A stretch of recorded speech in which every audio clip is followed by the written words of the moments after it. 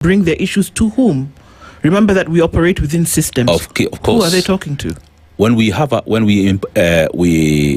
establish a program of peer mediation in school, there are a number of things that we do. Mm-hmm. First of all, you don't go directly to the school. You either talk to the board of governors, the school management.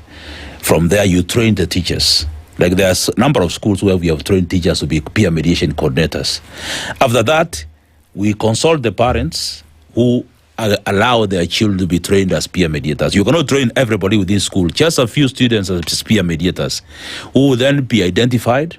They will graduate and be identified to other students, that when students have issues, when there are problems within themselves, they can then bring it to the peer mediation mediators through a peer mediation coordinator who is a teacher.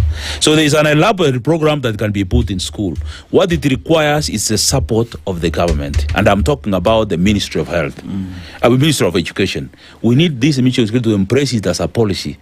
We have tried it in private schools, and it's working very well in some private schools.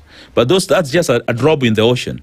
It's now important that the Ministry of Education takes it as a policy issue, so that we can embrace it. We can put a pilot program within our country, even for 2 years, and try to pick a few schools and put it as a pilot program.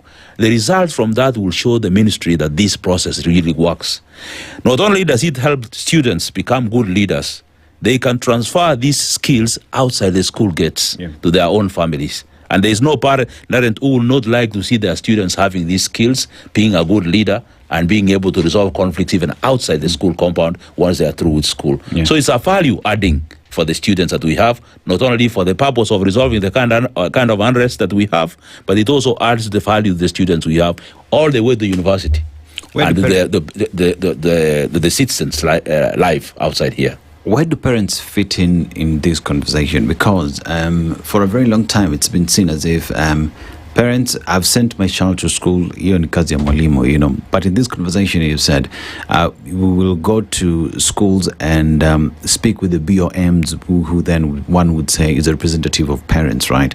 But for every individual parent out there, how do they fit into this so that even at their homes, they encourage peer mediation among their children? Because one would say, if it's from that basic level, then extrapolating the same would be easy. You see, I just want to take you back and ask you how a parent feels. You just told me a few minutes ago that a parent went to school and identified one of his daughters as being part of the people who are planning to burn up the school. And they had to pick them up. Yeah. You know, parents are really disappointed when they find that one of their daughters or sons was involved in arson and other students have died. That thing really haunts the parents and they feel helpless.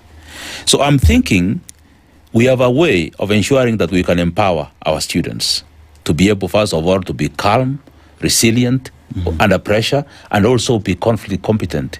Not only will it save our parents from the kind of situation that they find themselves in, it will empower their own children not to be involved in these heinous acts, because the lives of those children are permanently affected.